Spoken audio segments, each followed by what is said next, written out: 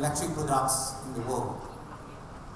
The value of the stock market around the world, including the US stock market, was 20% in intellectual assets and 80% in physical assets. Last year, the picture has turned the other way around. In the stock market in the US, the value of the companies is in 90% in intellectual assets and only 10% in physical assets. Why? Because they're talking about companies like Amazon, like Meta, like Google, like Facebook, like Tesla. And these are companies that are not based on physical assets anymore. These are companies that are based on intellectual assets. And in Vietnam, the same transformation is happening as well.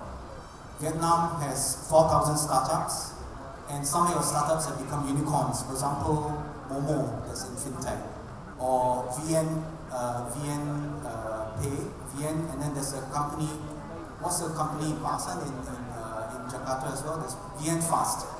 Yeah, VN Fast is just creating cars and all that. So even in Vietnam, the transformation is happening where the companies are creating more of intellectual assets and no longer just creating physical assets.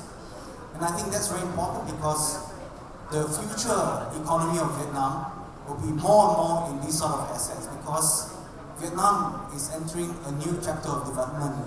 We're no longer just focused on agriculture and commodities, no longer just focused on manufacturing products whose ideas come from overseas.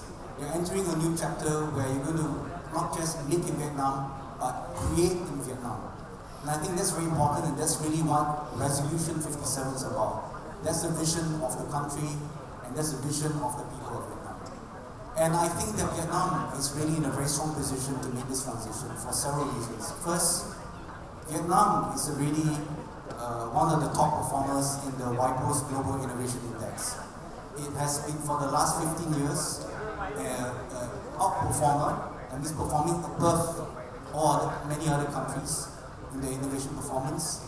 It has moved from rank number 62 to 44 in just 10 to 12 years. And Vietnam is number 1 in the world in high-tech exports, high-tech imports, and in other metrics as well. So just congratulate Vietnam for all these achievements.